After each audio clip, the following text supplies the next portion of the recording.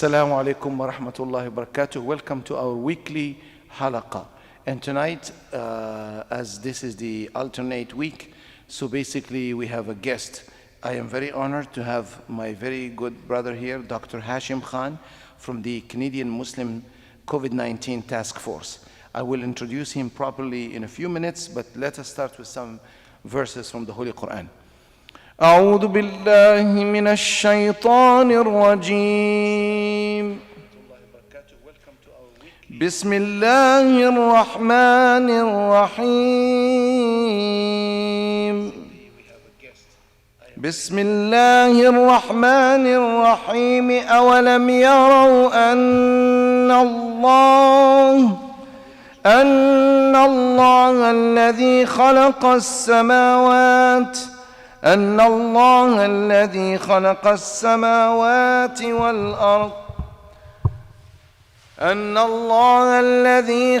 السماوات والأرض قادر على أن يخلق مثلهم وجعل لهم أجلا لا ريب فيه فأبى الظالمون إلا كفورا قل أو أنتم تملكون خزائن رحمة ربي إذا لأمسكتم خشية الإنفاق وكان الإنسان قتورا صدق الله العظيم وصدق رسوله الكريم عليه أفضل الصلاة والتسليم. Again, let me welcome our guest here, Dr. Hashim Khan. Tonight, we'd like to dedicate this halaqah. It's not the first time we dedicate halaqah for awareness, but due to the emergency where we are as a province and as a region here in the GTA and Peer region, GTA, I have invited, as you all know, all the doctors are busy, but this one is, in my opinion, one of the busiest because, mashallah, in spite of his profession as of course a respirologist, did I say it right? And as a doctor, specialized doctor, he's also very, very active to serve the Muslim community.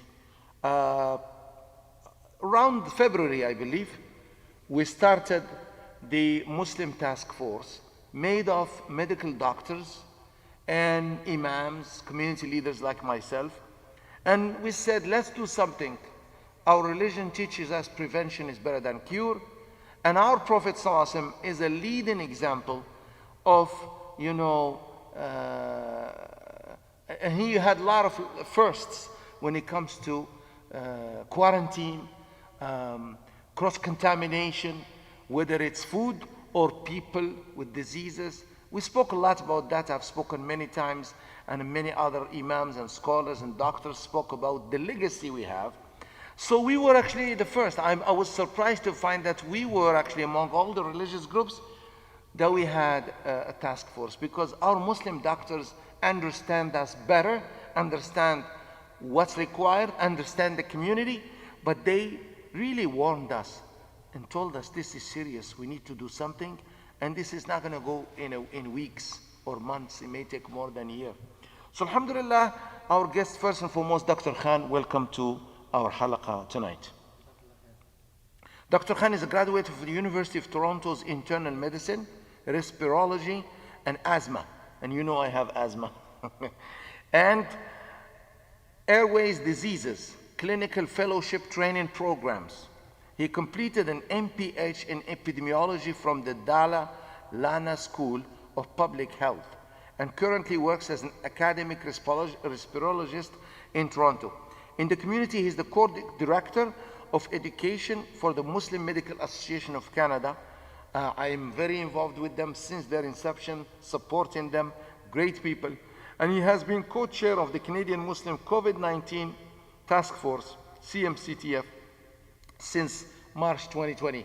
Very often in Jum'ah or Halaqah, we read some of their announcements. Tonight I'm going to read the press release that was released last night.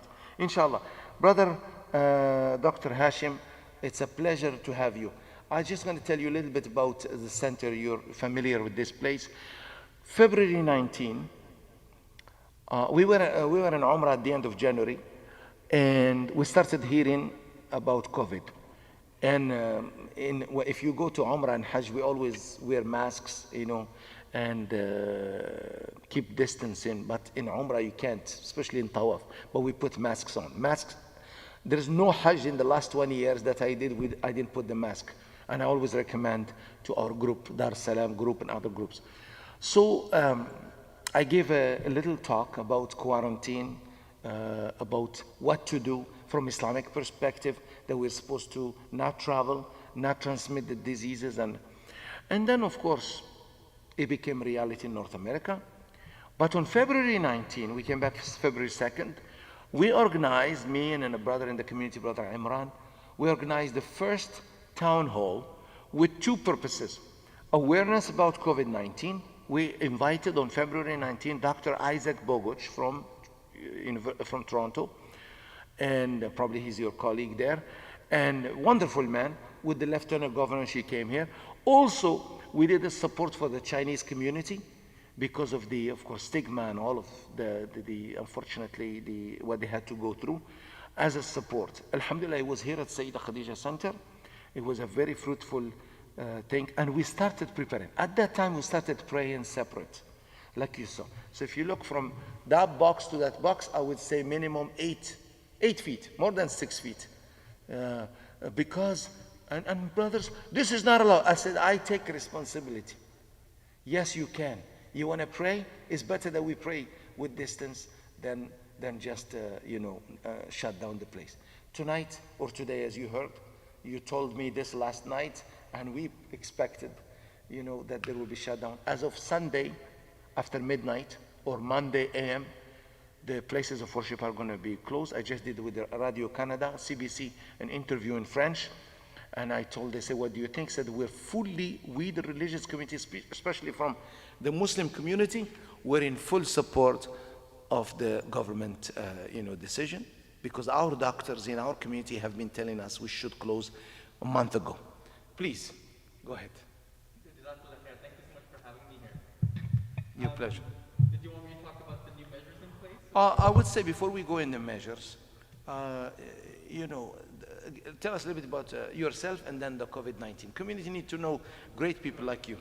Yeah. You are models for us, role models. So my name is Hashim. I'm a respirologist or a lung specialist, and I work in Toronto.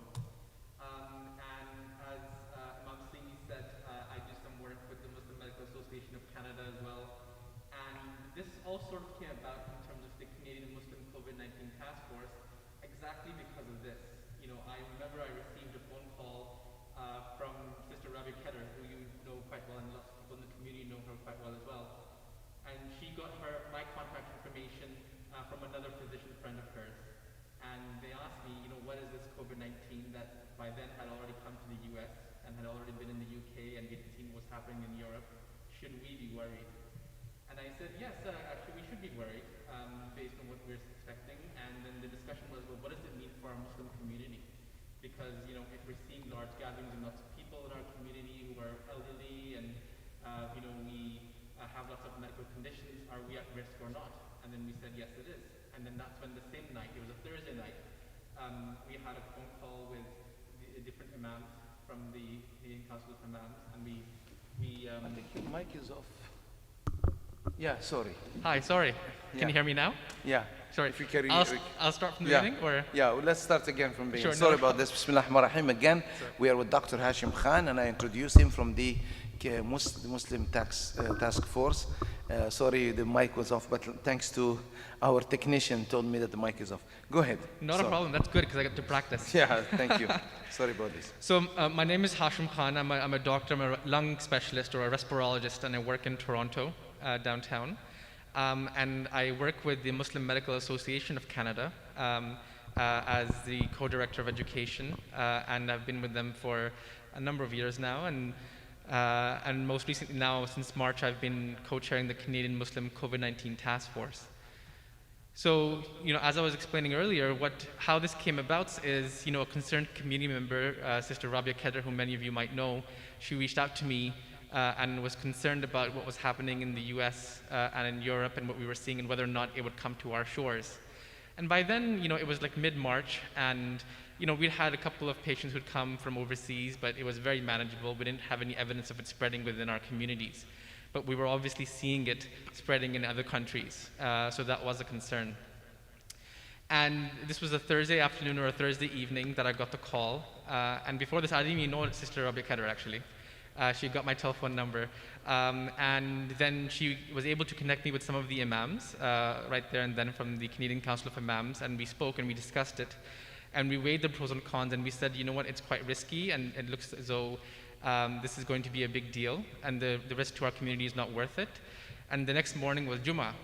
So we said we should suspend mass gatherings, including our Jummah prayer, until we figure out what's going on.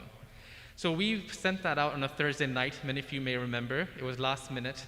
And in anticipation that the next day, I think roughly half of the masajid got it in time, and they were able to follow suit and adjust. But then initially they didn't understand it, but then an hour later after Jummah, then the government announced the lockdown.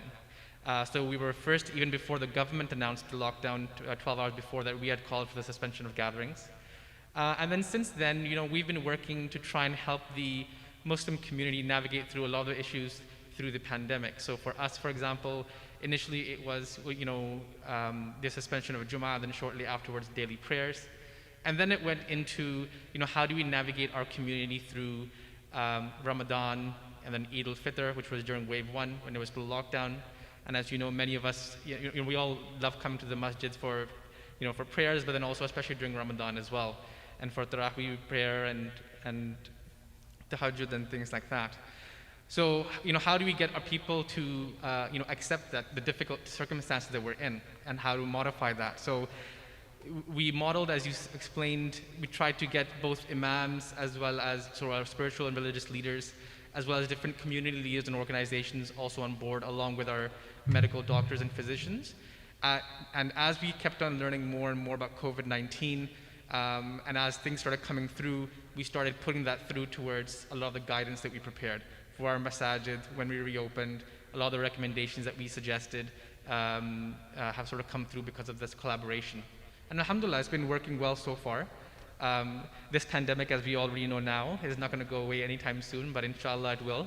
And there's some hope in the future, in the sense that we see that we're getting better at treating patients, and there's a vaccine in sight. So there's lots of positive things to look forward to. Question for you, and this is, I'm so happy. You're not only a doctor, but you're specialized. This is your turf. A lot of people, they take it for granted, their health, until they get hit. And some people say, oh, I am young, I do sports, I play cricket, or I do MMA, or martial arts, or soccer, I run, I jog. But you see patients, they're not all old people. There are a lot of young people, correct? Correct. Yeah, so this is a thing that, initially the messaging that came out was that the people who are at risk are the ones who are older and the ones who have medical conditions like high blood pressure, diabetes, overweight, and compromised immune system, things like that, smokers. And so what ended up happening was everyone thought, or they understood that, if you're older, you're at risk, so you stay at home, you don't do anything. But then the younger people thought that they were not going to get it, or they were going to be fine. And I guess what I want to communicate or discuss is the risk is the same of getting COVID, regardless of your age. If you're young or you're old, we all have equal risk of getting COVID. The risk of doing badly, something severe happening to you, like having to go to the hospital or dying from it, unfortunately, that risk is higher if you're older or if you have medical conditions. But if two people side by side, one person who's older, one person who's much younger, are standing side by side, and someone has COVID and coughs in front of them, they both have more or less the same chance of getting COVID in the first place. And especially, the vast majority of people who are younger, they will be okay. But in the hospitals, we do see the young patients. And initially we still do that, and the young ones who do get sick, the 20 to 30-year-olds, we've seen them crash very, very quickly. They come in and then within hours, they're in the ICU and they're on a ventilator. And some of them have actually died. So, and no one knows, who it's going to be. Everyone sort of thinks that they're going to be okay or they don't have it. But, even I can't guarantee that I don't have it. So whatever we can do to protect, each other and ourselves and our community members, and especially people who are, vulnerable in our community, so our elders and, people who are at higher risk, we should take those measures until this is over. So, my brothers and sisters, I was very surprised by some people, not the majority, I would call them the minority. They were in denial. I even had a brother coming to me not too long ago with a box of ajwa date and said, listen, if you have this, Rasulullah said, if you have that, you will have no disease, in your house. And if you take this, nothing will happen to you. I said, yeah, Rasulullah said that for the health, for building your immunity, for building your nutrition. Yes, dates are very rich with iron, vitamin A. It's good. But when a virus, would you call a virus a disease? It's not a disease. It's a trigger. It's a trigger of diseases. Would that be the? That's correct. It doesn't really live. Yeah. It's a protein. It's not that causes disease. Yeah, and it's not even DNA, it's RNA. So it's not, it's actually, put it this way, it actually exposes your immunity. It shows how your immunity is and how you fight it. But some people with good health, with good immunity, but somehow their immunity doesn't respond. And it's some biochemical genetics happening there. It's not a predicted virus. That's what makes it different. Correct? Correct. So what makes it different, everyone says, well, why do we make a big deal about it? So one thing is that, especially the patients who are higher risk, so the ones who are elderly or have a compromised immune system or medical conditions, they tend to do very poorly compared to the regular flu. And this virus, it has what we call high transmissibility. So it spreads very quickly and very easily from person to person, not like the regular flu. And that's why you've seen it spread all the way across the world. And even places where you have measures in place, you'll see outbreaks happening and you wonder, why does that happen? So we're still learning so much about it, in that regard. And, with young persons, it's one of those things where I know, and this is what's happened in a lot of the second waves, the one that we're experiencing here in Ontario, but also in BC, but also in other countries around the world. It's the younger persons, so 20 to 60-year-olds, who have been driving the second wave because the simple measures that we know work. If you want to know what works, we know physical distancing works. We know masking works. We know washing your hands works. If you just do those three things and you don't have, the gatherings, then we know that works completely. And you don't need a magic bullet or anything else like that to get out of this. The question is, how do we make this work in our current daily lives, and how do we implement it? And that's where governments in different countries have always tried to figure out what's the optimal solution. How do we balance our other interests, schools, houses of worship, businesses, etc. But I can tell you, I'm a lung doctor, and right now, even every week, I see patients who are 30-year-olds, 40-year-olds, who are young, athletic, who used to run marathons, and they got COVID in March. And now 6-7 months later, they still have symptoms. Some of them, they can't go back to work. They can't get out of bed, they're on disability. And these are not the kind of patients who, you might think, oh, maybe they're making it up. There's too many of them for you to say that they're making it up.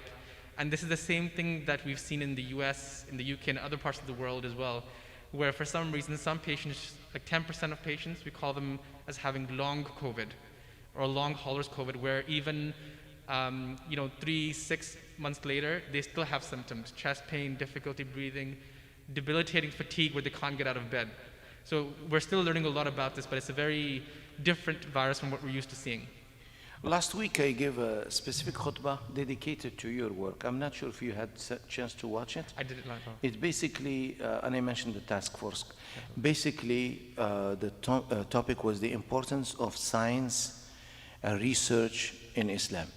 And I thanked Allah thanked Allah because I always pray that a Muslim doctor will save humanity. And to our surprise, my prayer was answered. A Turkish couple discovered actually the first effective vaccine, which is today they say 95%, 95% effective. I was very happy. A lot of Muslims were happy. I'm sure as a Muslim doctor you were happy. I want a Muslim doctor. Imagine a Canadian Muslim doctor, why not? The issue is,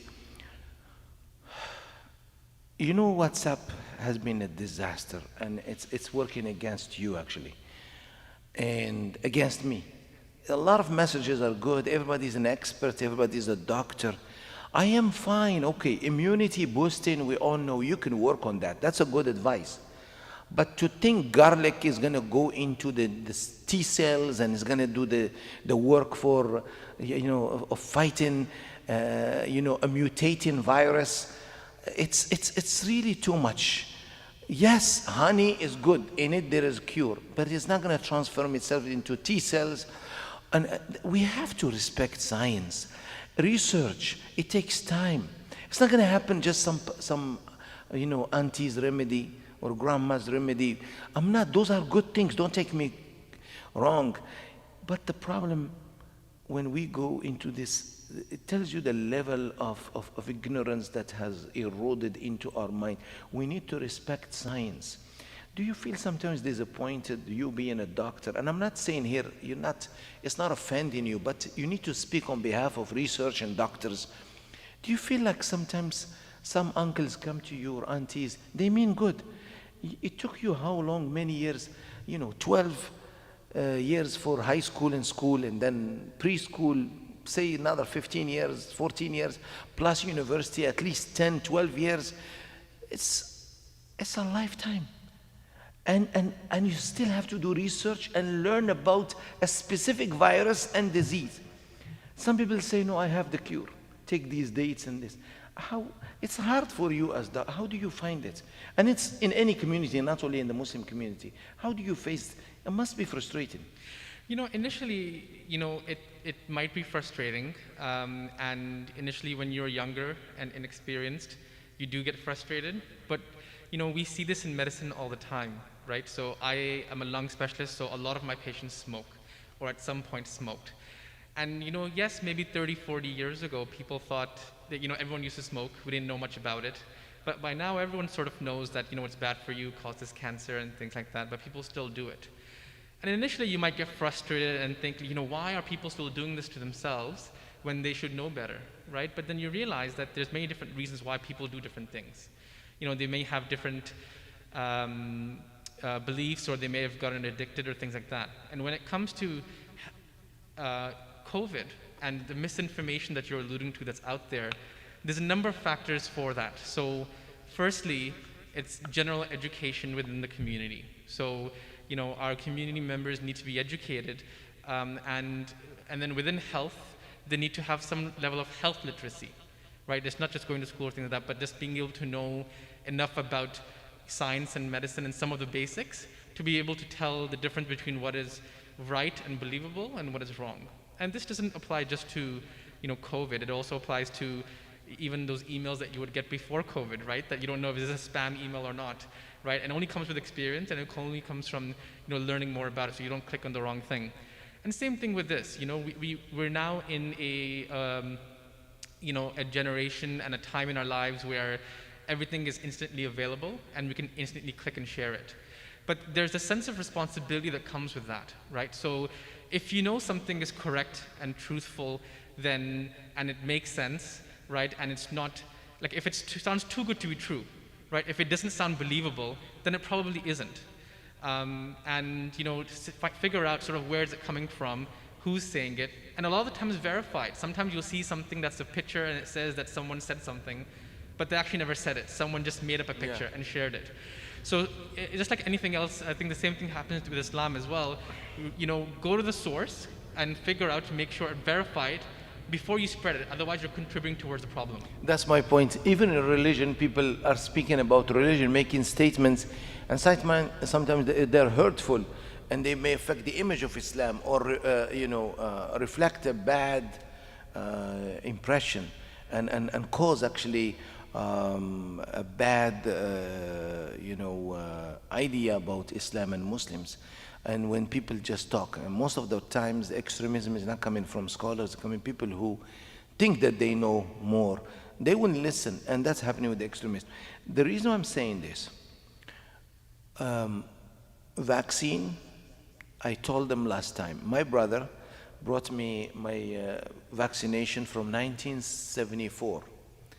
And vaccination says few things. One of them is polio. And polio, we don't see it anymore.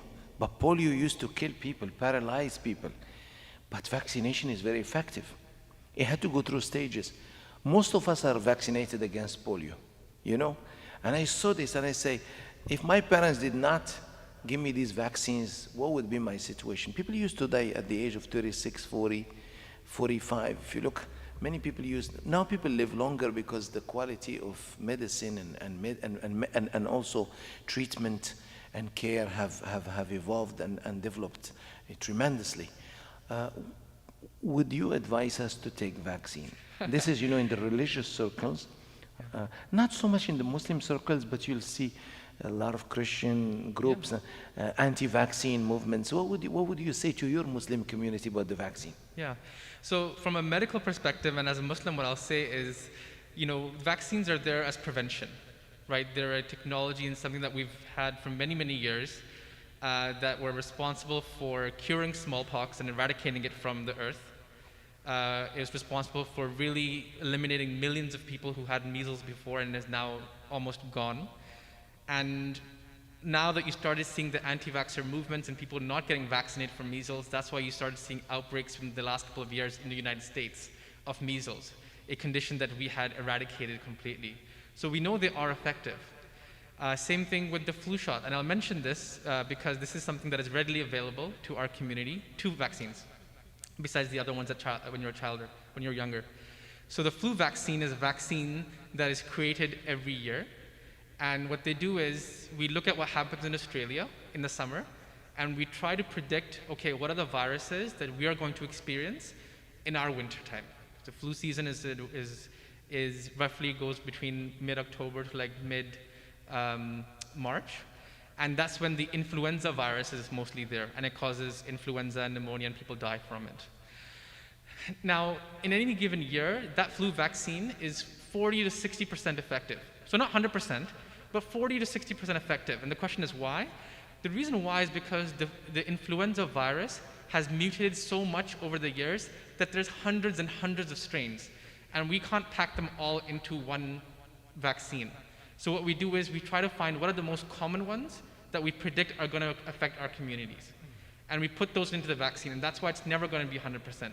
But I would tell some of my other patients, like not the Muslim ones, but I say, if you're a betting person, right, would you rather say, if you don't take the vaccine, you have 0% protection. But if you get the vaccine, I can say you have 40 to 60% protection. It's better than 0, it's not 100%. And then they'll say, you know what, sure, I'll take it. The vast majority of people will take it, they'll be fine. They might have a sore arm, but it's a small price to pay for it. And I admit when I was younger, when I was a teenager in high school, I didn't really take it. It's not really a big thing in our communities to get vaccinated or get the flu shot. And then when I was in the hospital as a student, I would see 30, 40-year-olds in Toronto who are completely healthy, who have the flu, and they die from it.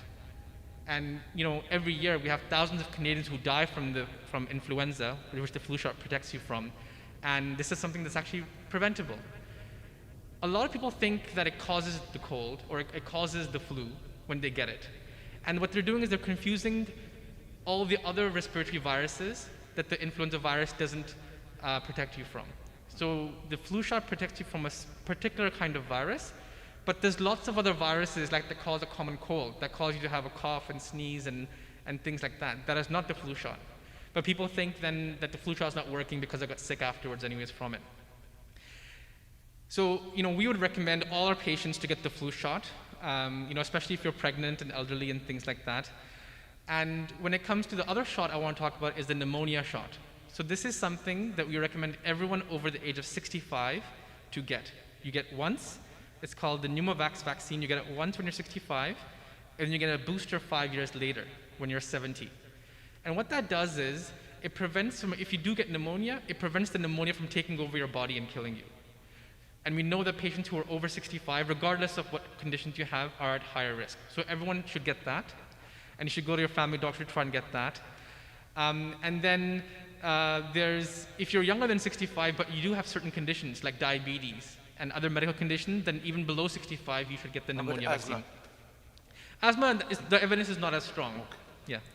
So, okay, questions started coming for you, doctor. For sure. And I expected this question to come. Since the virus mutates, can we still expect the vaccine to be effective in the long run? That's a very good question that we don't have the answer to yet. Now, there were initial concerns about the virus itself, mutating, and there's lots of different strains. That was when we were trying to explain, why do some people get a lot sicker, some people get less sicker. I don't think we fully understand, how much this virus, to what extent it has mutated. But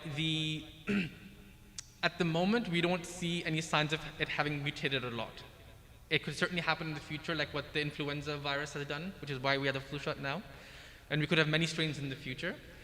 But the way this vaccine is developed, the COVID vaccine, this is a new kind of vaccine. It's the mRNA vaccine. So what it does is, this is different from the other vaccines that try to create the vaccine from an actual infectious particle. This mRNA vaccine that they've developed, it looks at the genetic code of the COVID virus, the SARS-CoV-2 virus, and it tries to get your body to recognize that code. And then your body creates it based on that. So in that regard, it would be much safer to take than the traditional vaccines that we take. Okay. So, some people are concerned, am I getting something like the actual virus? You're not getting the actual virus. You're just getting a code that's being recognized. So you won't get COVID from it. It's like a programming. It's like a programming code, exactly. Yeah. So that's one thing. And the other thing is, depending on, because they haven't fully released the details of the vaccine, they haven't told us what particular part of the virus that causes COVID-19 that they programmed it to target. So if it mutates, it could make no difference to what they targeted, and it could still be effective. Oh, okay. Right? It all depends on where that mutation happens. Now, whether or not and how long the vaccine is going to be effective for, we don't know that yet. So what happens, this is with anything that's new, right? If you're going to ask me, is this going to last a year? Well, we don't know, because one, we just started making them. So we only know a year later whether or not it's, the efficacy is still there or not. Will it last for a few months? Will it last for a year? Or will it be many, many years, right? So like I said, the flu shot, for example, we know it doesn't last every year. That's why you need it every flu season, every year. From Islamic perspective, Prophet ﷺ said, ما أنزل الله من داء إلا وقد أنزل له الدواء. For every disease, that would include viruses, plagues, whatever, bacterial diseases, there is an antidote, or there is a medicine for it. Nabi sallallahu alaihi wasallam said, for every, except death. When you die, you can't revive someone. That's it, because soul is ejected from the body. That's it, no more life. It's mysterious. But biochemically speaking, everything has a solution, has the thing to it. Can you explain it in a scientific way, but maybe it's a little bit dumbed down, simple way? Everybody in human body has something, the antibodies. Correct. So this one is a body, but it's not a living being. The RNA, the COVID-19, it's a virus. A virus depends on other bodies to spread, correct? Correct. So, but how can you kill something that is not living? Yeah, so it's not actually the virus that we're trying to kill. What we're trying to do is, we're trying to train our body to recognize the virus. So the way this vaccine is going to work is, if you get the vaccine, then your body has an immune system. You have white cells that your bone marrow makes to try and help fight any kind of infection. And if there's infections and germs that it's seen before that it recognizes, it can recognize it, and then it can attack it, and then you'll control it. So this vaccine will work very similarly like to all other vaccines, where if we can train our body, our bone marrow that normally makes the white cells to say, hey, I recognize this SARS-CoV-2 virus, the virus that causes COVID-19.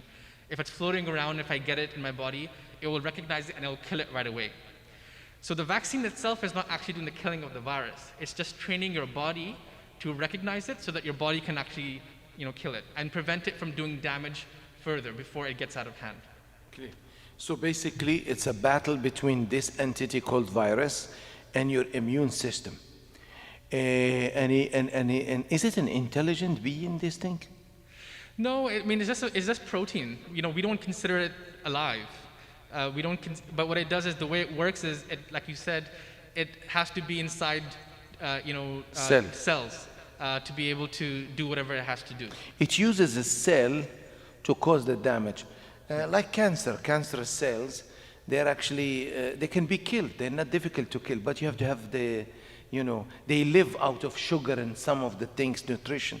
So you need to have, so immunity is one way to go through. So both immunity and the advices you give us, distancing, prevention, masks, washing the hands.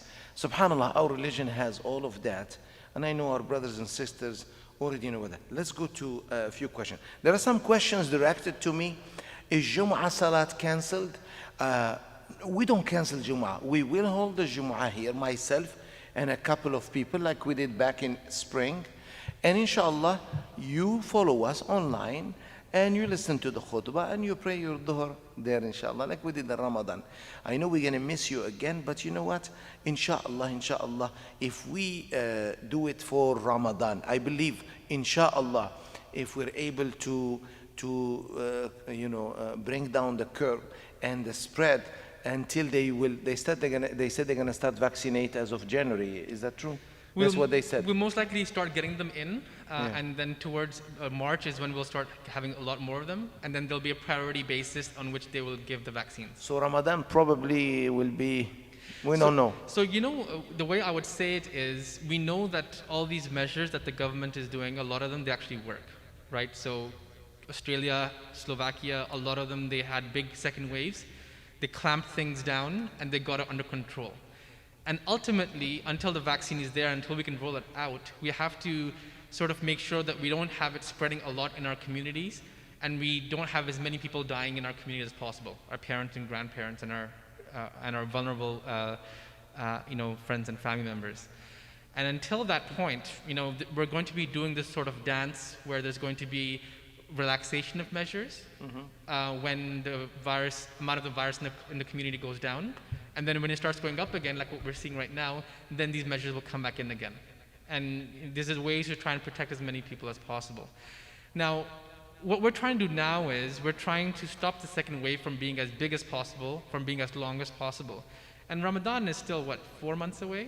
5 months away? 5 months. 5 months away, so we have enough time. April 12, yeah. Yeah, we have enough time that if we get control of this second wave, and it might take us, a couple of months, 2 to 3 months to get over it completely, that, inshallah, our goal and our hope is that by then, one, the vaccine will be available and it'll be at our shores. Two, our treatments that we have available for COVID patients will have also improved as they are already. We don't have a cure yet, but our patients are doing better. We've learned some treatments, as we've learned along the way, about what this virus does to your body, so we can protect individuals who get it, and therefore patients are actually staying less in hospital and less longer in hospital. And then three, inshallah, the hope is that by then, there'll be less of the virus flowing around, and inshallah we'll be able to spend the next Ramadan, inshallah, actually within our masjid. Inshallah, we are optimistic. Another question comes. There is fear, mistrust, but maybe if you explain the stages that a vaccine takes to be officially an actual vaccine, probably that would answer this question. The question is, are there any side effects to the vaccine? It would be too much to ask you about any specific vaccine, but in general, side effects versus the stages and how. A lot of people don't know that the vaccine there are volunteers and steps. Can you explain that? Yeah, for sure. So I'll talk about general vaccines and how they're developed. Before, initially when vaccines were introduced over 100 years ago, they were started just with an individual doctor who sort of saw that they actually worked in protecting people from smallpox. And now the way the vaccines are created is they go through different stages. So when they're developing a vaccine, first of all, they try and see, well, whatever we're going to give someone, we give healthy volunteers a sample of the medicine that we think is going to work, the vaccine that we developed in the lab. And we see, well, first of all, let's just make sure it's safe. That's the first thing. You know, and then do people tolerate it? And if they're okay and we give it to a whole bunch of people and tolerate it, then we say, okay, at least nothing bad happened to them. Then we want to make sure, well, does it actually work? So we want to make sure that, okay, if we give it to enough people, and then there's another group of people who we don't give it to, do the people who get it have less COVID versus the ones who do get it? And once we know that it's safe, that it works, and then we figure out what dose we want, then they start applying for things like, okay, well, now that we've done it at a large scale, so the most recent one, for example, I think was the Pfizer one that came out. They had 30,000 patients that they studied it in. So not like 10 people they give it to, they give it to 30,000 patients. Different age groups, volunteers, some with medical conditions, some were healthy completely. And it seems to be effective in all those categories, which is good. And 95% effectiveness is absolutely fantastic. And if everyone gets the vaccine, and this is what's critical for vaccines to work, everyone has to get it. If everyone gets it, then it's great because then everyone's protected. There's not some individuals who are not protected who end up getting COVID who might give it to someone else who's vulnerable. So as many people who get it as possible is how vaccines are more effective. And so this is where the community comes in. I'll give you an example of Malaysia. So the HPV virus, human papilloma virus, is a virus that causes cervical cancer. There's lots of cancers, there's lots of viruses actually that cause cancer that we can vaccinate against. So vaccines are not just for infections, they're also for cancers and different things that we use them for. So the HPV vaccine is a virus for cervical cancer. And sometimes in our communities, we don't talk about different parts of the body, especially for women in the reproductive parts. And this was a vaccine that was developed in Australia. And I was there for 5 years. And they said, well, how do we roll it out in Malaysia, which is a predominantly Muslim country? Mm-hmm. What they did was they went straight to the top. They went to the ulama. And they presented to them the science. And they said, this is the vaccine. This is what we've studied. This is how it works. This is the safety profile. And this is how effective it is in terms of protecting people. And when the ulama and the top religious leaders signed off on it, they had over 90% of the entire population of Malaysia that needed the vaccine, they got it. So this is where there's education involved. It's an STD as well. It can be passed from person to person, that's correct. Yes. Yeah. STD. Yeah. Yeah. I know a lot of people had cervical cancer because of, unfortunately, improper relationships, and this effects. That's a good example, because you will never, to your point, you will never find scholars of Islam, those who understand Islam, the depth of it and the wisdoms. They would never contradict science. Actually, the very first doctors, medical doctors and researchers were actually Islamic scholars. That was the fact. Ibn Sina is a scholar, Al-Qanun, which was taught in Cambridge and Oxford for centuries and many places in Germany.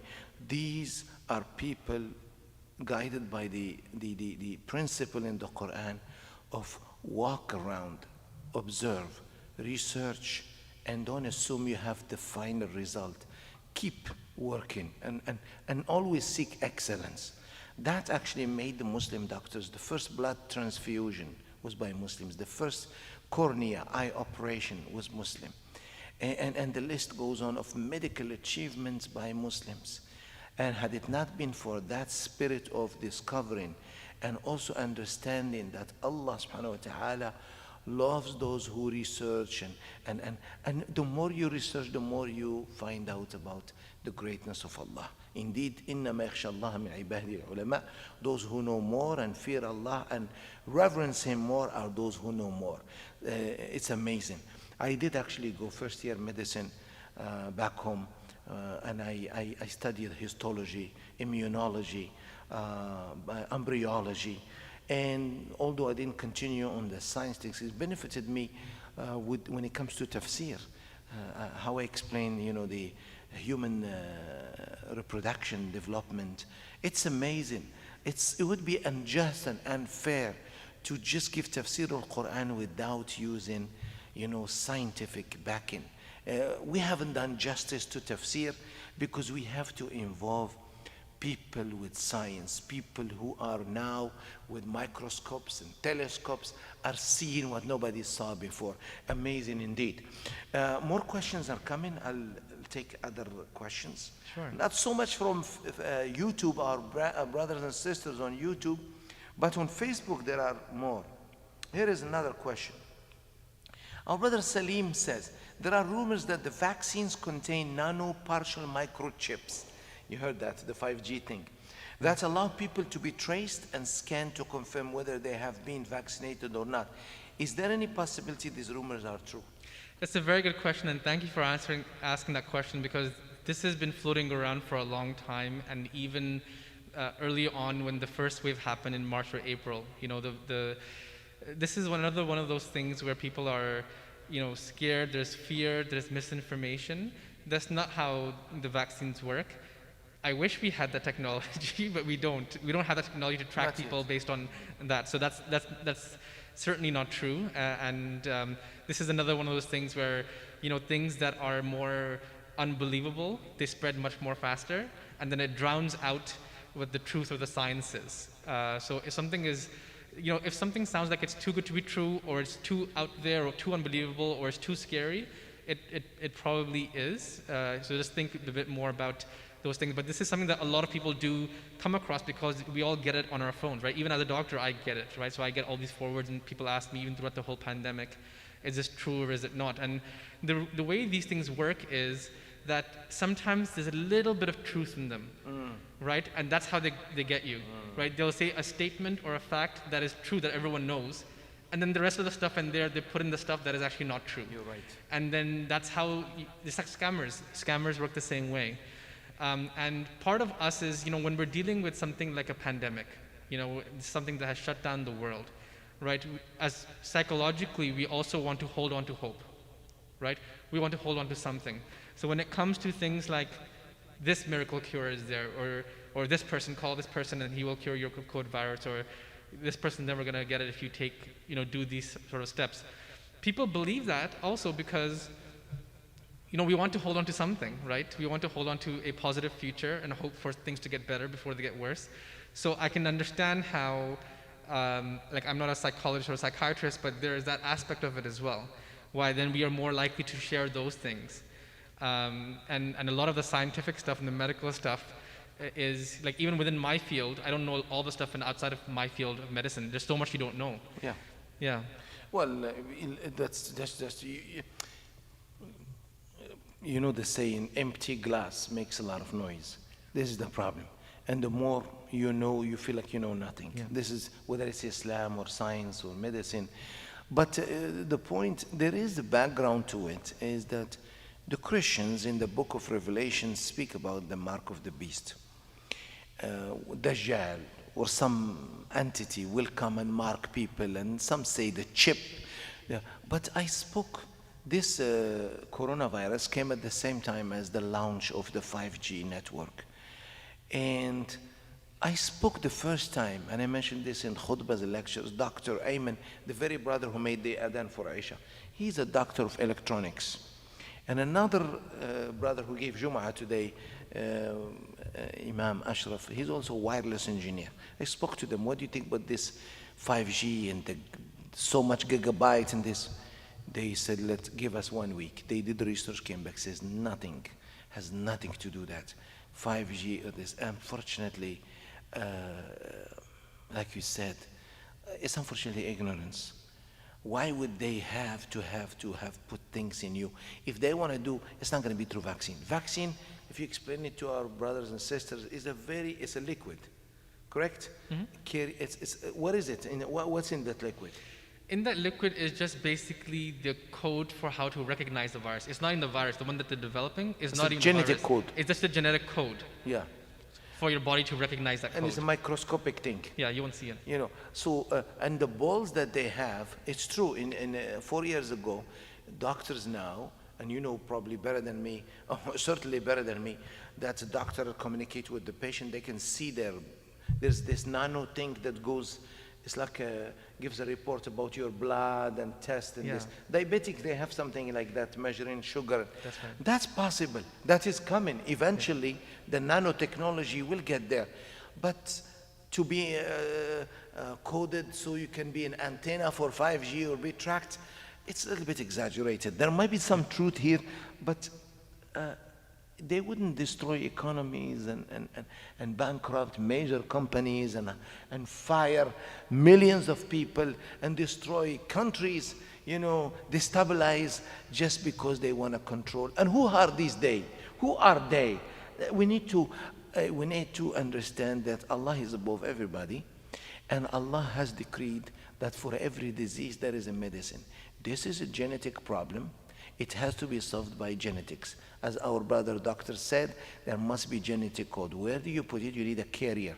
That carrier is a vaccine. Vaccine carries that. And then your cells will, your body is smarter than a computer. It will actually by itself program. This is, subhanallah, this is just makes, when I studied genetics, just my 101 genetics, I was like, my jaws dropped, you know, and it's interesting, the science of chromosomes and why do we have 23?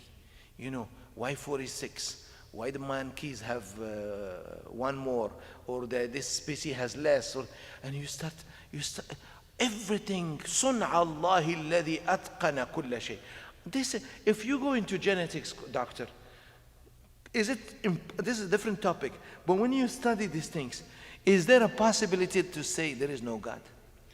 Yeah, it's one of those things that, if anything, if you're a Muslim or a believer, it actually strengthens your iman, because we keep on learning more and more, and it's not as if as humans we are evolving or mutating or things like that. We just keep on learning more about how the body works, because you know, as you know, we are one of the most complicated creatures that Allah subhanahu wa ta'ala has made.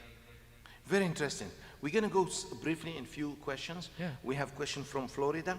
We have a question from Germany. People are watching us. Brazil, New York, a lot of people from the States. And we're going to go question answer. Sure. Are these COVID vaccines created from stem cells? Yeah, I mean, I don't think so, based on my understanding of them. I mean, they just got released in this thing, but they don't work based on stem cells. No, and probably the brother wants to say, probably you're referring to the plasma, you know, Plasma, yeah. the plasma treatment, the people who had COVID. Briefly, how does it work? So the plasma treatments that we were hoping that would work, and we're still waiting on the numbers and the data to suggest whether or not it works or not. If you remember earlier on in the in the pandemic, lots of people were donating blood, and the theory was that if someone has COVID, that means maybe your body will create antibodies because it will be already infected, and so your immune system will remember it. And if we can get the blood from the people who remember, whose immune system remembers it, maybe we can take those antibodies from everyone who's been infected and then use that to put it into other people, other patients, and see if they get better. But that hasn't really worked as well as we would have liked. And there's lots of things about this virus that we don't understand from an immunology perspective. So there are some patients who get COVID for sure. And then 3 months later, we do the blood test and they don't have any antibodies. And we don't know why. So this is an evolving thing, but yeah, my understanding is that it has nothing to do with stem cells. Brothers and sisters, this is a specialized doctor, not only a doctor, a specialized doctor, and humbly says, we still need to learn. This is what I admire in these doctors. In spite of their knowledge, they stand. And some of us don't even know how to define the word medicine. And then we go and talk about all kinds. We need to humble ourselves. It is humility. Allah says in the Quran, وَعِبَادُ الرَّحْمَنِ الَّذِينَ يَمْشُونَ عَلَى الْأَرْضِ هَوْنًا وَإِذَا خَاطَبَهُمُ الْجَاهِلُونَ قَالُوا سَلَامًا. Those who truly worship Allah are those who walk with humility on earth. Subhanallah, you're really teaching us a lesson. We have to be humble. You know, we don't know everything. We are researching. Thank you for that. Dr. Khan, question, I think a brother from Canada, I would assume. He says, how would you rate the claim that the vaccine creators claim that it's 95% working? What lies beneath that 5%? Thanks in advance on behalf of our community. Jazakallah khair. Thank you for the question. So the way they calculate, there's formulas that we use, but if I simplify it to see how effective a vaccine is, and I want to clarify, I'm not a vaccine expert, I'm a lung specialist, but I understand some of this. So the way the vaccine works is what we do is, say if we have, 100 people, and we take 100 people who have COVID in one group, and 100 people who have COVID in another group. In one group, we give them the vaccine to everyone, and the other group, we don't give them the vaccine, and we see what happens to them. Then we look to see, how many people who got the vaccine ended up getting COVID, and how many people who didn't get the vaccine ended up getting COVID. And if we find that, the people who we gave the vaccine, a lot less people got COVID compared to the ones who didn't get the vaccine, or who did get the vaccine. Then based on that, we say, it's 95% effective, roughly speaking, as if, I think on the Moderna vaccine, it was, from 100 people or so, 90 people got COVID in the ones who were not vaccinated, versus 5 who were. So that's how they come up with the 95% number. Wow. Okay, a question here. The sister is asking. She says, I'm a believer in science, and this briefly, her question is long. She's saying, if I just heard from my friend who was with me yesterday that she has COVID, the steps is to isolate, and she knows the ABCs. But she said, can I resort to some traditional remedies, and would they be effective? And she's saying, boiling hot water, the inhaler with the clove and the eucalyptus, and just because is the virus, she said the virus, I'm told, is here for a few days, then it goes to the lung. You're a lung specialist. Would that have any effect? Does the heat kill the virus? So this is very topical, and thank you for asking that question. So people have been trying this for the duration of the pandemic, and you're right. The way the virus gets into our bodies is if someone's speaking in front of us or coughing or sneezing in front of us, if the particles in the air have the virus, then or we touch a surface that has it and we touch our face, then it'll come in through our nose or our mouth. That's how most people get it. So it does start off up over here, like the sister mentioned, and then it does go down. We don't have the strong evidence to suggest that if you did something over here, that it would prevent it. You may not even have it, unless you get tested, you don't really know with some reasonable accuracy. But there's no strong evidence to suggest, at least right now, that if you do something up here, that would prevent it from going down to your chest. Now, having said that, recently in the news, you might have heard that there were some studies looking at mouthwash. And if you use mouthwash and gargles and things like that, or saltwater gargles, these things that have been around for a while, that it prevents you or protects you completely. I don't think we have the data fully yet to say, yes, it does for sure, but people are certainly looking at that. But it doesn't hurt to do it. But it doesn't hurt to do it. Now, if you were going to do it, ideally speaking, when you're inhaling things, as a lung doctor, I'll say this, so when you're inhaling things like steam and things like that, lots of people in our community do that, use distilled water. The water that you have in your plumbing systems and in your regular tap, they're not pure water, right? So they have not just the metals and things, but they also have germs and bacteria in them. And I, in my practice, see patients who have lung diseases because they inhale lots of steam and water, and the bacteria doesn't get killed by the steam completely. And then the germs are getting into their lungs. So ideally, when you're inhaling something, when patients have nebulizers and they get the medicine nebulizer, that's supposed to be distilled water. So this is like the bottled water? Yeah, so bottled water, and you can buy distilled water in big bottles as well. Or the one you boil, that's also distillation, no? That's a form of distillation. It's not as perfect. So boiling water is definitely better than not boiling water, but it's still not completely perfect. So you can buy bottles of distilled water completely that is like pure water. It actually tastes different as well when you taste it. Because bacteria can survive up to what degree? 60, 65 degrees? I don't remember completely. But with the evolution at 100% boiling temperature, wouldn't bacteria be killed? Most of them should be. Virus would be killed for sure, because virus is just in the cold. Yeah, most of them should be. Most of the bacteria will be, but there are certain bacteria that are very, what should I say, they're virulent. So they are, they're bacteria that are harder to kill and harder to treat. So the bottom line, I would go with the distilled water to be safe. And then you have to boil it anyway. It has to be hot so you can inhale that.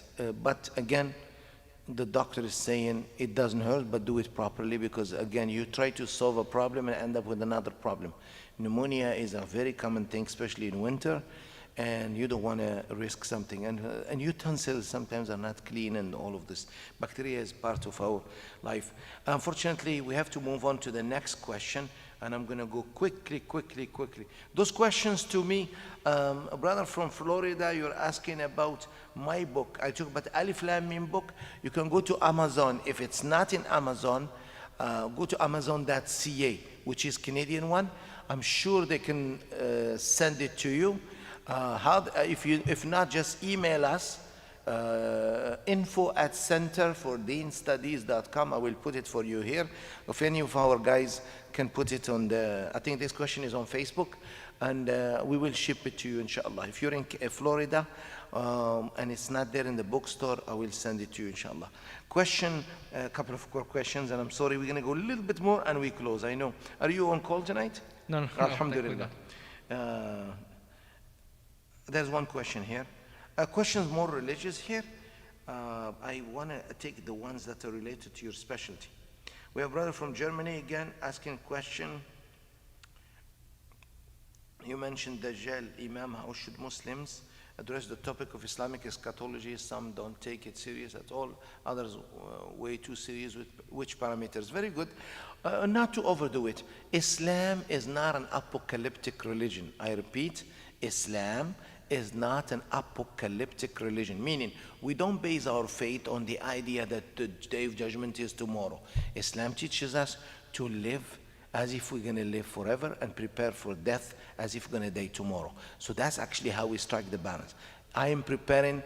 If death comes tomorrow, I'm ready to go.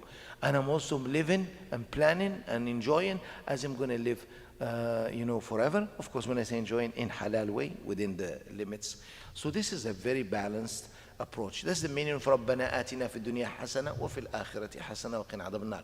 We want good in this life and the hereafter. The issue of Dajjal has been abused and overused. Yes, Dajjal, we believe it's there. He's coming. It's an entity. Even Christians believe in him. But be careful. We don't want to repeat the Christian accounts. And we're not saying they are not true. And also, we don't want to base our beliefs on the idea, oh, there is Dajjal. People love the supernatural. People love to talk about jinn, about the unknown, about the future, it's excitement. That's actually some of the things you mentioned about corona. It's a virus. I heard from doctors, from relatives of mine, that this corona is actually made by so-and-so government, and all of this nonsense. Virus is part of nature. Bacteria are part of nature. Pandemics have been there for, plagues have been there for, even at the time of the Prophet ﷺ, after the time of Prophet ﷺ, during the Middle Ages, it has been there. I mean, fossils have shown the effects of major plagues in the past for the last, God knows, 100,000 years. It has been there. It just happened to be in our lifetime. Not too long ago, in this last century, we had them. And there are hidden ones. H1N1 is still there, never gone. And influenza and all of this. If you watch, there is a nice program on Netflix. I watched like four episodes, and one of the Muslim sisters actually in New York, she's the head of this infectious diseases. I was so impressed. She goes and prays and then goes to the lab. She's a leading person in New York. Forgot her name, something with S, from South Asian background. And she's amazing talking about this, but she's leading. And this is before coronavirus. And this was filmed and finalized. It's called Pandemic on Netflix. Watch it, it's amazing. And somehow say, oh my God, they know that coronavirus is coming. But coronavirus is already a known virus. It's just the COVID-19, the SARS-2 as they call it. Let me go to another question here. Dr. Khan, are scientists still trying to achieve the goal of this so-called mass immunity? I don't know if he means herd immunity, okay, in which they want to erase the virus by making the masses immune to it, or did the goal change? In Sweden, as you know, the Swedish example model. He's in Germany, this brother asking question. Yeah, Jazakallah khair. So yeah, so lots of governments have tried different things to try and see how they can get control of the virus. And Sweden is the example that lots of countries have used because they were the ones who said, we're just going to go with something called herd immunity, where we just let everyone sort of get infected. And if they get infected, they'll make it. And then they'll have some immunity to it. And that comes with the risk that people who get it, if they don't survive, they might die. And there's ethical issues with taking such a strategy. Vaccination is something where you don't have to give someone the infection themselves. You just train the body to recognize the virus without actually them getting infected with it. So the aim is that, pandemics have occurred, like you said, even before as well. They usually last, a couple of years. So even like next year, the vaccine will come, great. But, it's not like the vaccine will come in March and then the next day COVID will be over. I want to be clear about that. Right, it will still be around in our environment for a good part of next year, maybe even 2022, to be honest, because even the vaccine, when it comes, it'll come on a priority basis. It'll go to healthcare workers and the elderly patients in long-term care homes who are the more high-risk groups, and then it'll come down. And then it takes time to develop it and mass produce it and roll it out, etc. So by the time, there will be some people who will just be getting it for the first time at the end of next year. So this time next year, they'll still be getting it. So we don't anticipate that it will go out completely, but this will just accelerate how quickly this pandemic dies down, because normally it has lasted, a couple of years for a pandemic, generally speaking. And we're hoping that inshallah we can shorten that as much as possible with vaccine, if we can immunize as many people in our communities as possible. I know the Muslim Medical Association of Canada, they've done a lot of work for the Muslim community. May Allah bless them. We love them, respect them. We're very proud of you guys doing. A couple of years ago with Dr. Afreen and yourself, we did actually mental health. Mental health is a major component, unfortunately. We've seen a lot of mental health issues before and even more now during COVID.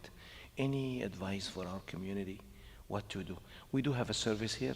We have actually a psychotherapist, myself and a few other ones. We try to help with mental health. It's a little bit overwhelming.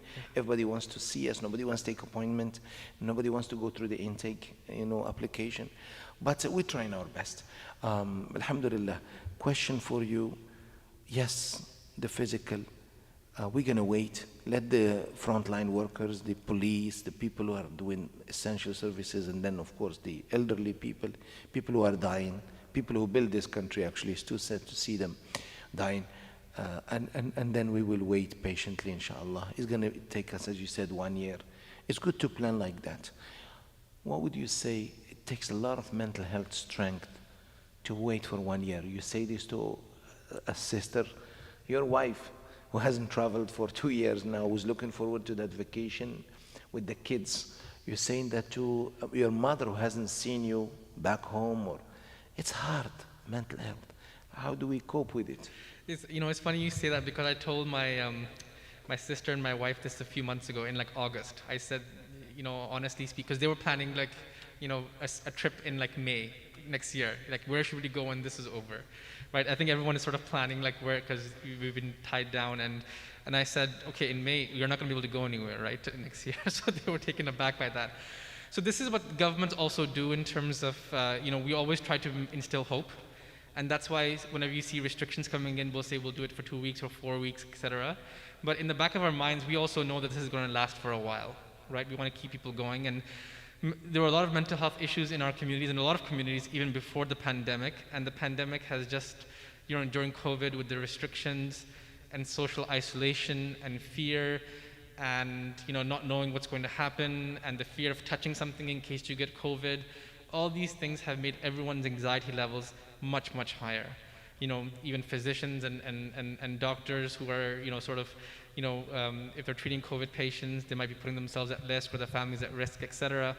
So the anxiety levels are high for everyone, for the doctors, for healthcare workers, for nurses, and then everyone who's an essential worker as well, who's trying to keep our supply chain going, trying to get our groceries to the grocery stores, etc. So I think what this involves is that everyone sort of recognizes and appreciates what all the essential workers are doing, which is great and fantastic. And then, what can we do as individuals for our own mental health? As you mentioned, a lot of issues have come up: anxiety, depression, patients who have gotten COVID have, more prolonged mental health issues and symptoms.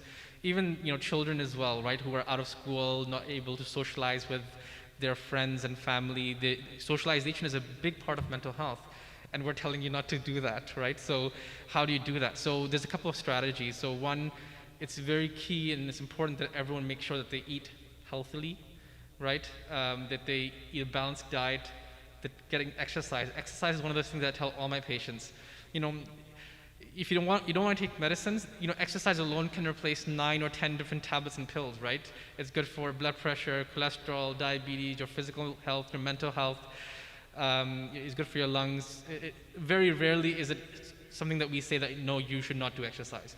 Everyone should exercise. Make sure that you're well rested, that you sleep, at least 7-8 hours a day, so that your body is rested. Because even if you do get a cold or sick or you get any type of infection, regardless what it is, your body needs to be strong and it needs to be rested to be able to fight it. And the more stronger your body is, the more easily it'll be able for you to fight that. And that's the same thing with the mental health as well. Now we have technology to our advantage, right? So back in 1918 when we had the last pandemic, we didn't have all this live streaming and all this sort of stuff, but we have phones, we have, video calling on WhatsApp. We can FaceTime with family members and we can still talk to them, hear them, see them.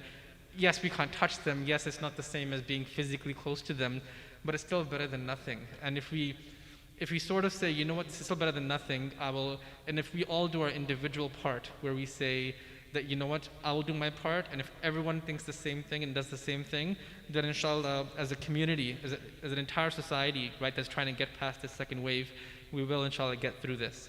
And spending some time outside while the weather is nice, going for a walk outside while the weather is nice. These are all good ways that you can improve your mental health. And then seek out help. If you need help, seek out help. Doctors are still seeing patients by virtual care. The imams, some of them are qualified. They have psychotherapists and psychologists available. So there's lots of services available.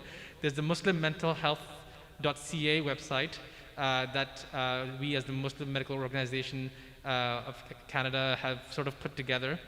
Dr. Arfin Malik did, and it has a lot of resources of people you can contact, Muslim and non-Muslim, and telephone numbers and things like that. So please take advantage of that. 2 quick questions, quick answers, sure. Because we went beyond and we held you longer. I'm no sure you had a long day as well.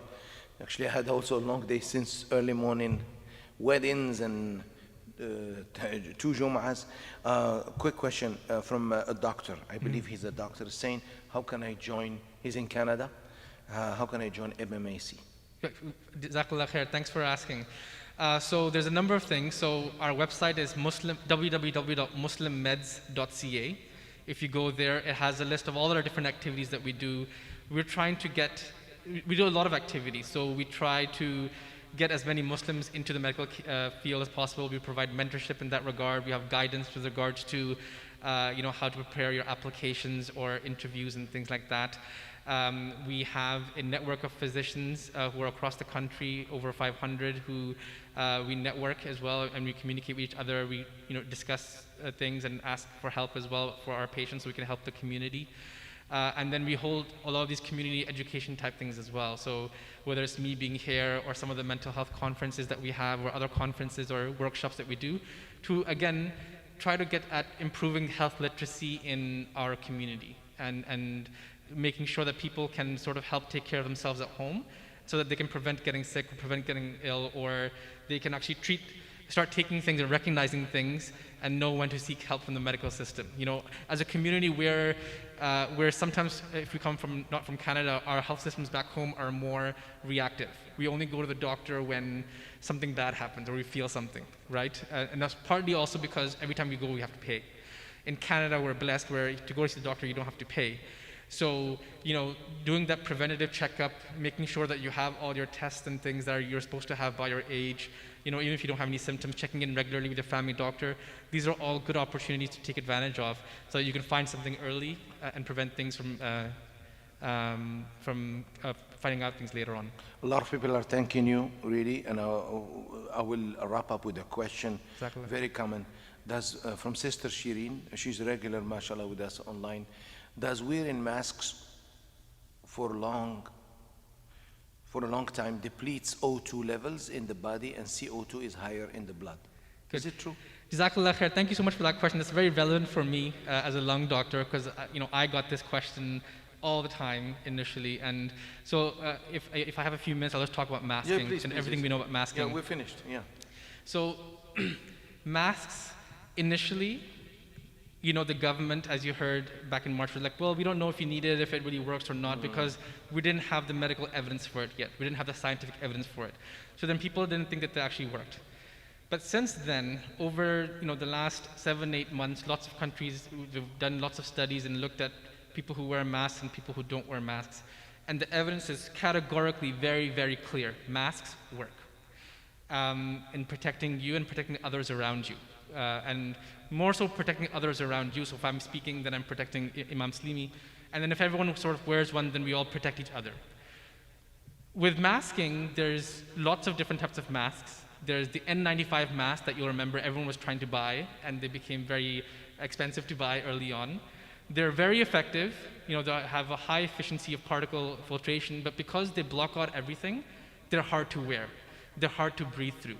I wear that mask when I'm in the hospital and I'm doing procedures on patients, when we go in the lungs and things like that, because it's a high-risk procedure, but the average person does not need it. So, there's medical masks, or even what I'm wearing right now is a regular cloth mask. What you should do is find something that works well for you. There's lots of different, now the market has lots of them. Lots of different materials. They've done studies to show what works and what doesn't work. The most effective materials from the cloth masks are actually the cotton ones. So not the silk ones and the fancy ones, cotton ones and multiple layers. Because if you have multiple layers, then it's going to be better at filtration. And find something that covers your nose and your mouth and your chin. And if it does that, then it's going to be more effective. So masks are, quite effective, and they do help. Now, when it comes to what are the bad things about masks, or what are people's concerns, as a lung doctor, I can tell you there's not a single lung condition that we know that the masks makes it harder. There are patients who, for example, who have lung conditions where it is they feel more sensitive in the lungs, but there's ways that we can actually adjust and figure out what's the right mask for you to wear that you can still get by it. Because we have some patients who are on the lung transplant list or who are on oxygen who still come in and they wear a mask. It's just about finding the right one. And that's why if you look at the American or the Canadian or the other lung societies, they've all categorically said, you should be able to wear a mask. For a lot of patients, and I have worked with a lot of my patients, that I find the right one for them that works for them. And then inshallah, what we do is we say, okay, so maybe if this is the most comfortable one for you, why don't we train you to work this? So in your home, in the regular environment where you normally are, wear it for 5 minutes, right? Next day, wear it for 10 minutes or 20 minutes. And you build up, this is like desensitization, which you'll know also from psychotherapy, where we desensitize your body so that it gets used to it. And when I wear a mask right now, I don't wear a mask 24/7 even before the pandemic at work. And initially when we were wearing a mask, it was not easy to do, but we all sort of got used to it. But just by training ourselves to do something for longer and longer periods during the day. But it doesn't affect your oxygen levels, it doesn't affect your carbon dioxide levels. I've done it to show patients as well. When they've asked me in front of them, I've shown them my oxygen levels and that hasn't dropped. So there's nothing there that's changing. May I add something? Also depends on lifestyle. Yeah. If you are working and you're walking all the time with mask, you're working in a warehouse where there is not much ventilation, of course it's going to affect you, but it's not the mask. For instance, I use this different face shield, you see, it's covering, okay? So, but the chin, this is short, I just wear it because I couldn't, because I had to talk. If I wear a mask and talk, I'll get dizzy. It's impossible to talk, give a speech for 1 hour and wear a mask, and it's very difficult. I was in a mosque a month ago and I realized, I said, it feels different than our mosque. Something is wrong. They say, oh, we shut down the system. I said, this is the worst thing you do. He says, it makes a hemming sound. I said, who cares about the hemming sound? You shouldn't have a crowd without having ventilation. Ventilation is essential. So people need to be educated also, ventilation system, plus wearing mask. If the ventilation is not efficient, it's going to affect you. So sometimes it's not the mask, but if I wear mask all the time, I prefer I don't like the cloth ones, I wear the medical ones, surgical ones.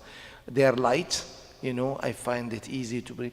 Of course, if you're gonna play basketball or you're gonna run with a mask, I don't think, would you recommend that? No.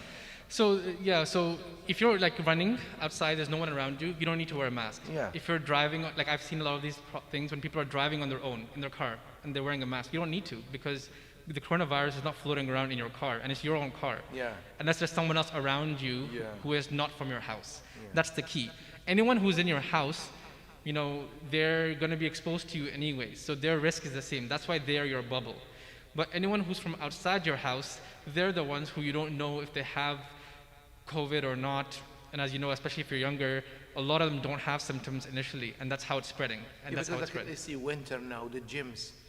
Definitely, I haven't gone to the gym since March. I have a gym at home. I built a gym for me and my kids, because since March we didn't go. We actually froze the membership because everybody touches. I know, and although gyms, they have strict ways, they have sanitizers and this, but some people put masks and do treadmill in a house.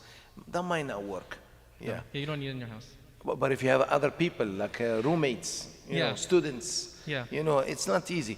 You have to ask, it's not only, the mask is not itself, it's the environment with it. May Allah bless you. Wow. Still a lot of questions. One guy's brother here, Hamid, said, prevention is the best cure. Mask wearing and following guidance are paramount in protecting against the vicious virus. And he asks you, will there be worse viruses in coming years? Allah knows best, but I think it's a viral environment. It's a bacterial environment, evolution of viruses, I would say. Yes, we always expect more and more viruses to come up. Like, a number of years ago, you heard about Ebola that was there before as well. And we had SARS here in Canada a number of years ago as well. So these things happen, not usually at such a large scale across the world. That's what the last pandemic was in 1918, but there have been epidemics in different parts of the world where it's been more contained. This is just more bigger than before because the virus spreads very quickly and very easily from person to person. And that's why it got to the extent. And especially in our environment where we do lots of global travel, lots of people over the world, they travel, and that's why it's going to be harder to control it until it's sort of controlled in a lot of part of the world, and especially with us, it's the United States that's our closest ally and border. So until things are much better there, that's going to have a big impact over here in Canada in terms of how well we're going to be able to get out of this quickly. In the United States, 12 million cases. Wow, that's a lot. Anyways, Dr. Hashim, thank you very much. May Allah bless you. May Allah bless your family. May Allah bless your parents. May Allah reward you for what you're doing for the community. You are the unsung heroes. You are the frontline workers, and you save time to do the community, to guide us so we can serve. And thank you for this partnership of guiding our community. And I would like, of course, to read the statements at the end of this program today. Before I go to that, I would read your statement, which is in, which one? You emailed me one today, correct? Yes, you would have gotten one by email. So in the email, basically, if you can sum up the statement we had. Yes, Jazakallah khair, for your kind words, Imam Slimi. So the statement that we had last night, and this is what we've done throughout the pandemic. We asked our community members to wear a mask in the masjid before it became mandatory, because we saw the medical evidence and we knew this was the right thing to do. Because it takes time for things to go from the science to go down to the policy level and the government, and by the time they roll it out. So we wanted to help protect our people as quickly as possible. That's why we were the first people to say mandatory masking, even when the government hadn't made it mandatory. Correct. And initially people were saying, no, why are we wearing it? The government isn't forcing us to do it. And now yes, it's mandatory. Same thing with contact tracing. If you recall, people initially were like, well, why are you collecting our name and telephone number, etc.? And they were a bit hesitant. But from a public health perspective, we understand the value that if there's an outbreak, we need that information to get it out and contact people to let them know that you might be infected or you might be able to pass it on to someone else. So it's important that you get tested and you get isolated. Otherwise, the chain of transmission will continue, and that's how you control things and control infections that spread very quickly. So again, we introduced that earlier on, or asked people to do that, and then it eventually became mandatory.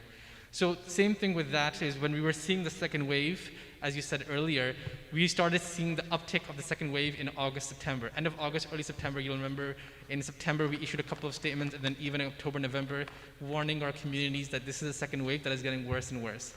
And yesterday, we knew that over the last couple of days, the government was going to announce, lockdown measures in certain regions. We didn't know the full details of what that would entail, but we issued a statement saying, based on the same principles that we had said that we are going to close the masajid, suspend the Friday prayers back in March. Why? Because we wanted to protect our community as much as possible.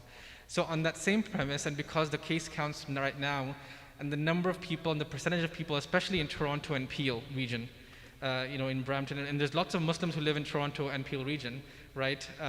That the numbers were getting higher and higher, and we were seeing Muslim patients in our hospitals, that it was not worth taking any risk. Alhamdulillah, so far, with our, the implemented measures that the mosques and masajid and all are doing, alhamdulillah, there haven't been any big outbreaks at any of the masajid that have implemented it, although there have been in other settings as well, as you've heard in schools and businesses and things like that. But we don't want to take that chance because, who wants to take the chance where now it's such at a higher scale that it could be you or your parent or someone else who gets COVID or who ends up in the hospital or who dies from it. And then, that's a lot of responsibility on our community members and our imams and everyone else, and no one wants to be that person. And we already have the we have the fatawas and the allowances that we've already been given earlier on the pandemic, that, for the pandemic temporarily, that's why we're able to pray, not shoulder to shoulder, toe to toe. That's why we're able to pray with a mask, because this is a temporary situation that we're trying to make the best of. So those allowances are there, and even people who can't wear a mask, etc., they can pray at home. So, yes, we will go through periods just like this where we will open to the public, where we will suspend to the public, depending on what happens in different regions, and those things might change depending on the numbers.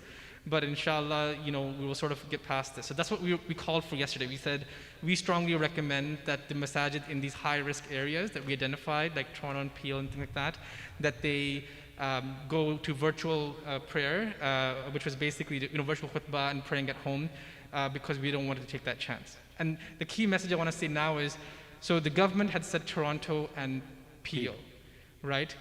So I just want to make it clear to everyone is that what this does not mean is that you should go now to Halton, like Milton, or to Oakville to pray your Jummah, or you should go to something in York, because that defeats the purpose of what we're trying to accomplish. That's what the Prophet ﷺ said, don't move to outside your place. Correct. So please, please, please do not do that, because that defeats the purpose. I'm not saying that you have COVID, and everyone thinks that they don't have it, but if people start doing that, or they start going to restaurants in Milton because it's open, this is how it spreads.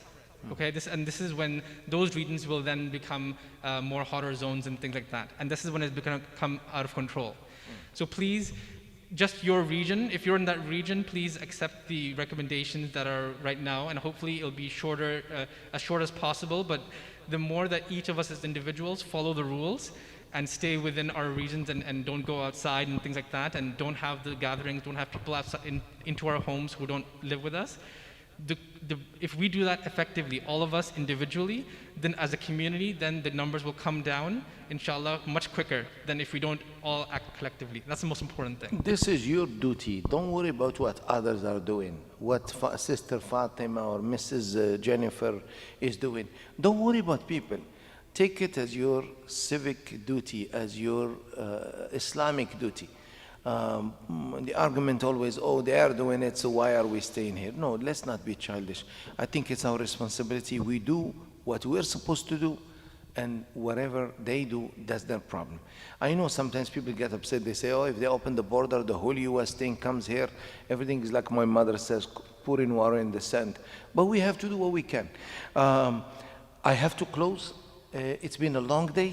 Tomorrow is another long day. And then Sunday, and you believe me, you think with COVID-19 going virtual, it gets busier for us. But inshallah, we'll be ready. Please, brothers and sisters, I have a message from the National Council of Canadian Muslims, of which I am in the advisory board. Wonderful organization, advocates for Muslims, speaks for the Muslims. They have issued statement. We gave khutbah today.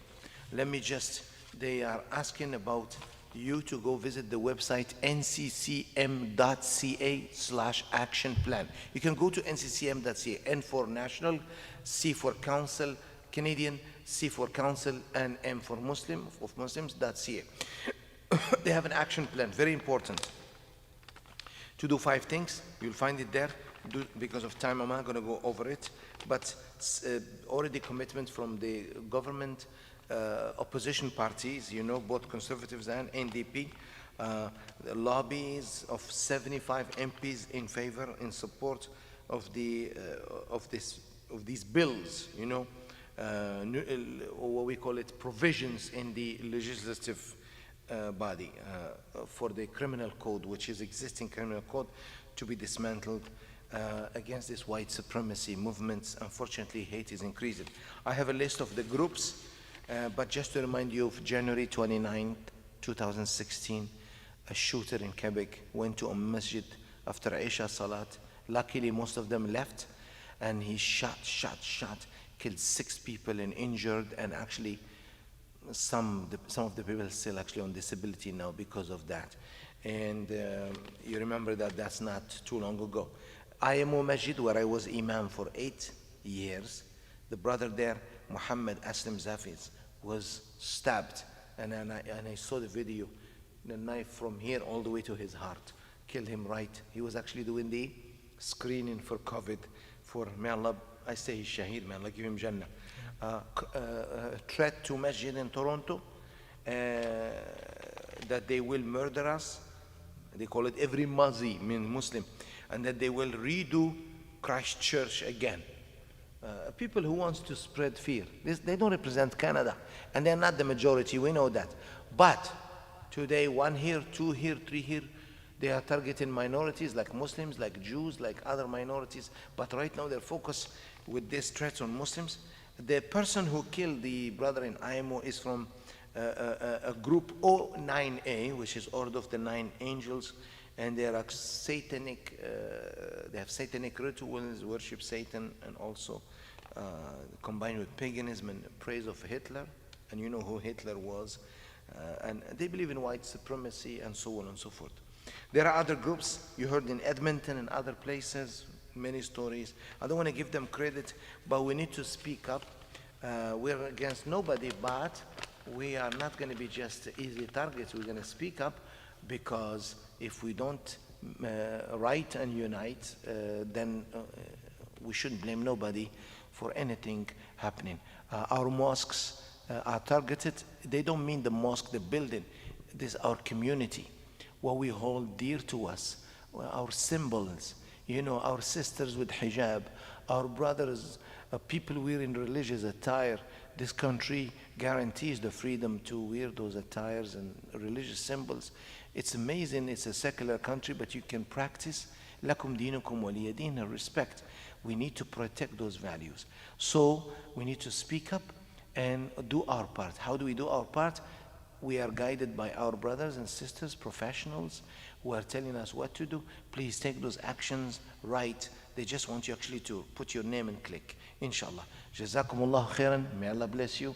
Keep us in your prayers. Remember, the masjid is closed for salat, only Isha and Fajr with registration, but as of Monday, we will close. We will continue doing the adhan and salat, but the masjid is not open for the public. Counseling continues online, halaqahs online, all the classes since March have been online, nothing physical here. Let's do our part, inshaAllah. Inshallah, we'll be able to have a wonderful Ramadan, and we pray. Please pray for everybody, those who are in hospital. I know a few people with COVID-19, may Allah make it easy for them. There's a brother who had a heart transplant, brother Azaz Chaudhry, very nice brother.